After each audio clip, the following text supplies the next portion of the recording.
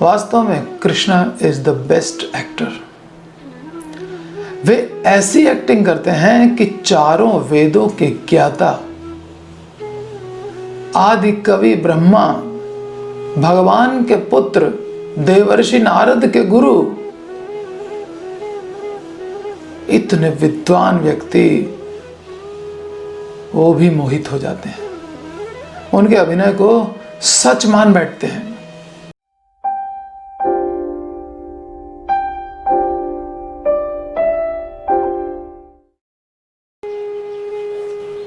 हरे कृष्ण।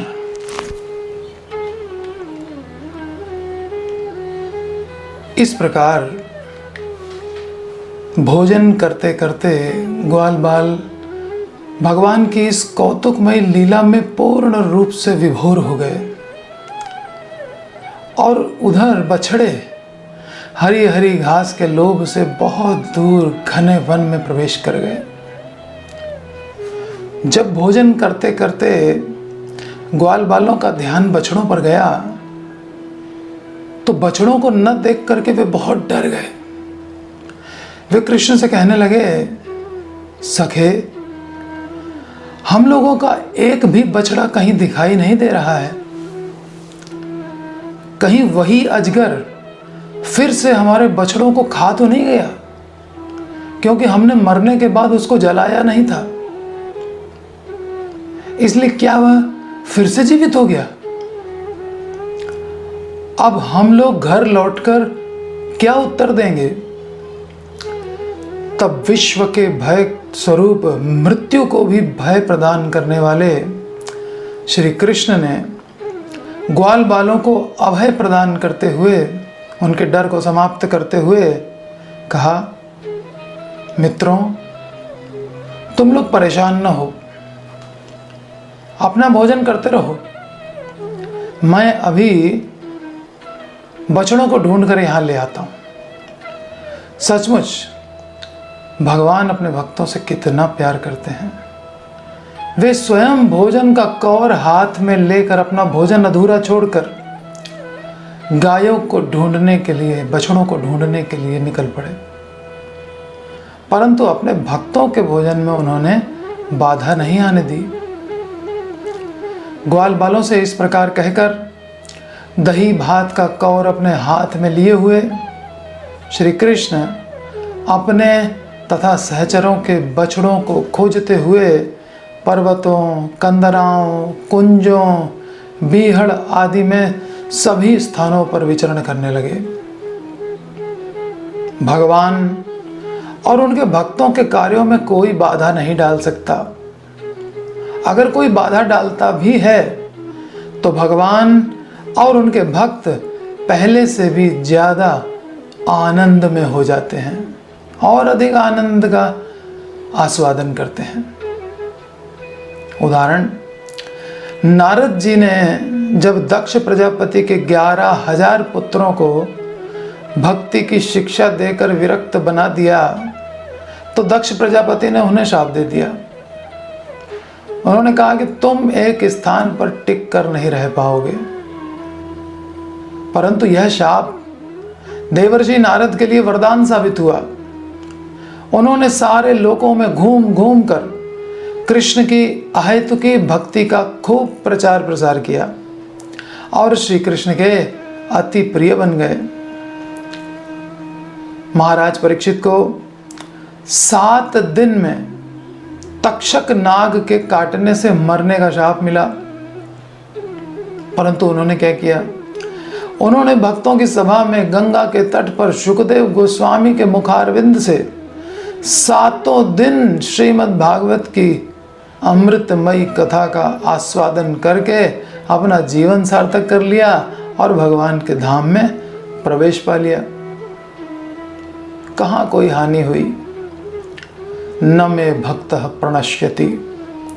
श्री कृष्ण के भक्तों की कभी हानि नहीं हो सकती, फिर नाश का तो सवाल ही नहीं उठता। तब सबको मोहित करने वाले भगवान श्री कृष्ण की अन्य कोई मनोहारी लीला देखने की इच्छा से ब्रह्मा जी श्री कृष्ण की अन्य कोई मनोहारी लीला देखना चाहते हैं। इस इच्छा से ब्रह्मा ने पहले तो बछड़ों को छुपा दिया और फिर श्री कृष्ण जब बछड़ों को ढूंढने के लिए चले गए तब ब्रह्मा ने ग्वाल बालों को भी अन्यत्र ले जाकर छिपा दिया। ब्रिज में ही कहीं छिपा दिया और स्वयं अंतर्हित हो गए। देखने लगे कि कृष्ण अब क्या करते हैं। यहां पर 3 प्रकार का विचार हो सकता है। जल से कमल का उत्पन्न होता है। जल से जिस कमल का जन्म हुआ, उस कमल से जिसका जन्म हुआ, वे हैं पद्म योनि ब्रह्मा। कमल जड़ वस्तु है, जल भी जड़ वस्तु है। अतः जड़ वंश में जन्म होने के कारण सचेतन होकर के भी ब्रह्मा जड़ अर्थात अज्ञानी ही हैं। क्योंकि भगवान की परीक्षा लेने के लिए उन्होंने महामायावी श्री कृष्ण के प्रति अपनी माया का प्रयोग किया। महामायावी कृष्ण के प्रति अपनी माया का प्रयोग किया ब्रह्मा ने। तो क्या वे जड़ हैं? जड़ वंश का प्रभाव है उन पर। परंतु यह विचार या व्याख्या यह उचित नहीं है, क्योंकि भगवान के नित्य सहचर, उनके सखागण नित्य विज्ञानानंद स्वरूप है। विज्ञान माने भक्ति। नित्य शुद्ध भक्त हैं वे। उन पर कोई माया कैसे कार्य कर सकती है? उन्हें चतुर्मुख ब्रह्मा कैसे मोह में डाल सकते हैं? कोई कह सकता है पूतना ने भी तो यशोदा मैया आदि गोपियों को मोहित कर दिया था। पूतना जब सुंदर स्त्री का रूप धारण करके ब्रज में आई थी तो भगवान की जननी यशोदा आदि जो मोहित हुई थी, वह श्री कृष्ण की केवल विस्मय रस को बढ़ाने की लीला थी। अपने साथ वात्सल्य प्रेम से बंधे हुए भक्तों के विस्मय को श्री कृष्ण बढ़ाना चाह रहे थे। वे वात्सल्य प्रेम बढ़ाने के लिए माता यशोदा आदि वात्सल्य प्रेमी भक्तों को विस्मय में डालना चाह रहे थे। तो उस लीला की सिद्धि के लिए, उस लीला को कंप्लीट करने के लिए,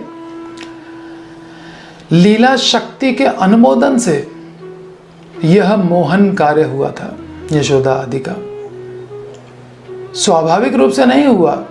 स्वाभाविक रूप से यशोदा मैया को कोई असुरनी मोह में डाल दे, असंभव कार्य है। परंतु यहां लीला भिन्न है। यहां ब्रह्मा जी की माया के द्वारा कृष्ण के सखाओं को निद्रित हो जाना, उनका निद्रित हो जाना, ये कौन सी लीला की सिद्धि हो रही है? किसके रस को ब्रह्मा बढ़ाना चाह रहे हैं? वहां तो कोई देखने वाला भी नहीं है। ग्वाल बाल भी चले गए, बछड़े भी चले गए, अब ब्रह्मा और कृष्ण रह गए। यहां कौन से रस का पोषण हो रहा है?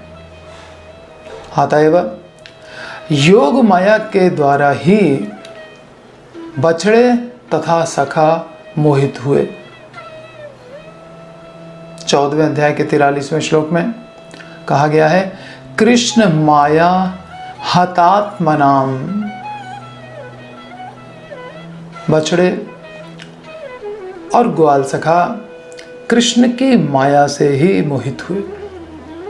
परंतु श्री कृष्ण की योग माया द्वारा मोहित बालकों को ही ब्रह्मा ने अन्यत्र कहीं पहुंचाया, ऐसी व्याख्या भी नहीं की जा सकती। क्योंकि इसी अध्याय के 42वें श्लोक में ब्रह्मा ने कहा है, मेरी माया के द्वारा मोहित बालकों और बछड़ों के अतिरिक्त ये दूसरे ग्वाल बाल और बछड़े कहां से आ गए? ब्रह्मा ने स्पष्ट कहा है, मेरी माया द्वारा मोहित बछड़ों के अतिरिक्त ये दूसरे बछड़े और ग्वाल बाल कहां से आ गए? इसका मतलब कि कोई तो हैं जिनको ब्रह्मा की माया ने मोहित किया है। तो इसी अध्याय के 43वें श्लोक में सुखदेव गोस्वामी कहेंगे, इन बछड़ों और सखाओं में से कौन सत्य है और कौन असत्य है? ब्रह्मा जी बहुत देर तक विचार करते रहे, लेकिन ये समझ नहीं पाए कि ये जो श्री कृष्ण गाय बछड़े बने हुए हैं, बछड़े और ग्वाल बाल बने हुए हैं, वो सत्य हैं, या जिनको मैं ब्रिज की कंदरा में छुपा के आया हूं वो सत्य हैं। बड़ी देर तक विचार किया ब्रह्मा ने, पर समझ नहीं पाए। यहाँ कृष्ण के सखाओं को असत्य कहना भी उचित नहीं है। अतः ब्रह्मा जी ने किनका अपहरण किया? जो सचमुच भगवान के पार्षद ग्वाल बाल हैं, उनका तो अपहरण संभव नहीं ब्रह्मा के द्वारा, और कृष्ण के द्वारा जिनको योग माया से ढक दिया गया, उनको तो ब्रह्मा देख भी नहीं पाए। तो फिर किसका हरण किया? सही व्याख्या इस प्रकार से होगी, ब्रह्मा जी ने महामाया कल्पित बछड़ों और सखाओं का ही हरण किया। भगवान की माया के द्वारा मोहित होकर ब्रह्मा जी ने उनकी महिमा को देखने के लिए माया कल्पित बछड़ों और बालकों को कहीं रख दिया।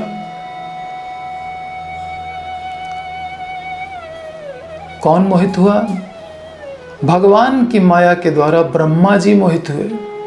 ब्रह्मा जी चले थे कृष्ण को, ग्वाल बालों को और बछड़ों को मोहित करने, लेकिन मोहित तो स्वयं हो गए, क्योंकि कृष्ण तो महामायावी है।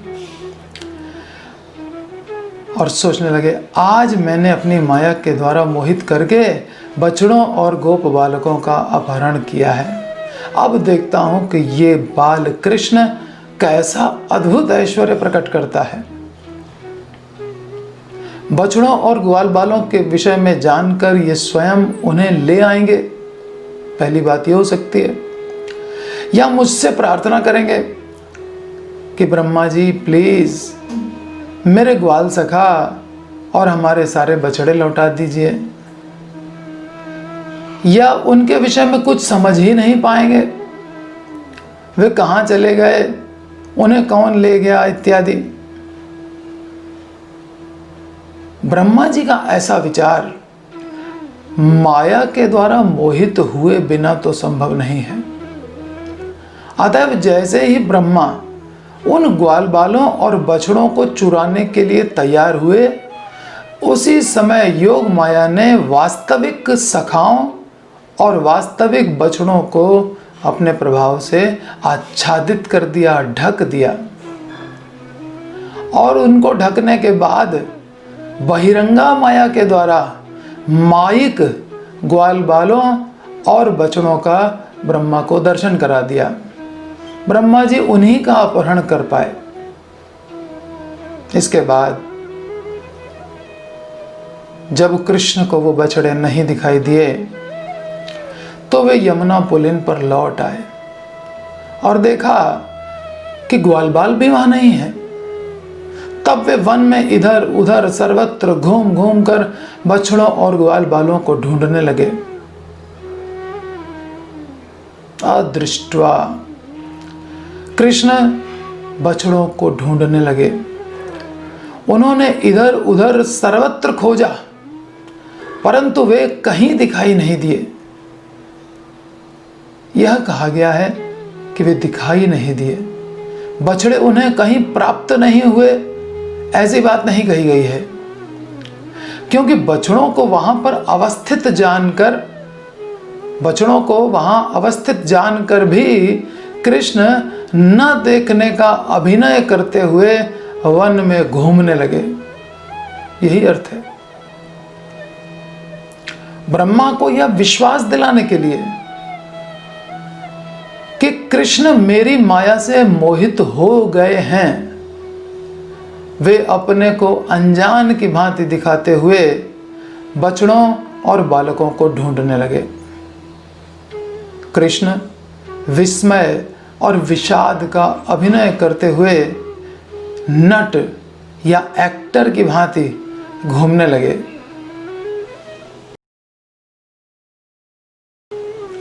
वास्तव में Krishna is the best actor. वे ऐसी एक्टिंग करते हैं कि चारों वेदों के ज्ञाता, आदि कवि ब्रह्मा, भगवान के पुत्र, देवर्षि नारद के गुरु, इतने विद्वान व्यक्ति वो भी मोहित हो जाते हैं, उनके अभिनय को सच मान बैठते हैं। भगवान श्री कृष्ण सहसा समझ गए कि यह सारा कार्य ब्रह्मा का ही किया हुआ है।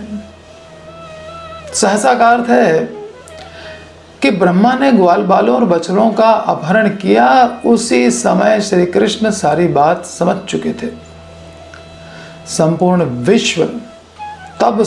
विश्व के कर्ता सर्वशक्तिमान परमेश्वर श्री कृष्ण ब्रह्मा, बछड़ों और ग्वाल बालों की माताओं को आनंदित करने के लिए स्वयं ही बछड़े और ग्वाल बाल बन गए। तब श्री भगवान की माया से मोहित होकर ही ब्रह्मा जी अपने लोक को चले गए। ब्रह्मा यह समझने लगे कि मैंने कृष्ण को मोहित कर दिया, परंतु श्री कृष्ण ब्रह्मा की माया से बिंदु मात्र भी मोहित नहीं हुए। वे पहले की तरह स्वयं बछड़े और गोप बालक बनकर भोजन आदि लीला विहार करने लगे। उनकी लीला में तनिक भी परिवर्तन नहीं हुआ, परंतु माया से परे बलदेव आदि अपने परिजनों को भी मोहित कर श्री कृष्ण स्वयं ही बछड़े और गोप बालक के रूप में क्यों प्रकट हो गए। वे ब्रह्मा के पास से ले आए होते, ब्रह्मा को आदेश दे देते, लेकिन भगवान के गोप बालक और गोवत्स बनने का कारण है, पहला कारण है इस लोक में अपनी योग माया का प्रभाव दिखाना चाहते हैं। दूसरा, अपने प्रति पुत्र भाव की अभिलाषिणी परम वत्सला गो और गोपियों का मनोरथ पूर्ण करना चाहते हैं। ब्रह्मा को मोहित करके भी, तीसरा कारण है ब्रह्मा को मोहित करके भी उन्हें महाविस्मय के समुद्र में डुबोना चाहते हैं। ब्रह्मा कृष्ण को विस्मय में डुबोना चाह रहे थे, लेकिन कृष्ण ने ब्रह्मा को ही विस्मय के समुद्र में डुबो दिया। ही यथा माम प्रपद्यन्ते तांस तथैव भजाम्यहम्। तथा अपने भक्त ब्रह्मा को हजारों वासुदेव रूपों का दर्शन कराना चाहते थे। जितनी संख्या में ग्वाल बाल और बछड़े थे, जैसे छोटे छोटे उनके शरीर थे, जैसे उनके सुकोमल अंग, उनके हाथ पैर आदि थे, जैसी उनकी छड़ियाँ, उनकी लाठियाँ, उनकी वंशी, उनके छींके, उनका सींगा, जैसे उनके वस्त्र एवं अलंकार थे, जैसा उनका शील था, स्वभाव था, नाम था, गुण था, आकृति थी, अवस्थाएं थी, जैसी उनकी क्रीड़ा थी, जैसी उनकी भाव भंगिमा थी, जैसा उनका खाना पीना चलना, श्री कृष्ण ने ठीक वैसे ही रूपों और भावों को ग्रहण कर लिया। माता पिता आदि के प्रति जैसा व्यवहार था, वैसा ही सर्वस्वरूप श्री कृष्ण ने धारण कर लिया। सर्वात्मा भगवान श्री कृष्ण स्वयं ही बछड़े बन गए, स्वयं ही ग्वाल बाल। इस प्रकार अपने आत्मस्वरूप बछड़ों को अपने आत्मस्वरूप ग्वाल बालों के द्वारा घेर कर आत्मस्वरूप बालकों के साथ वेणु वादन आदि नाना प्रकार की क्रीड़ाएं करते हुए व्रज में प्रवेश किया। अब ब्रज के वासी गो, गोपी, गोपाल तथा वत्स एवं बाल गोपाल रूपी कृष्णों का कैसा स्वागत, सत्कार और सम्मान होता है, यह जानने के लिए जन्माष्टमी 2020 का तीसरा भाग अवश्य देखें। हरे कृष्णा। जय Srila Prabhupada. Hare Krishna, Hare Krishna, Krishna Krishna, Hare Hare, Hare Rama, Hare Rama, Rama Rama, Hare Hare.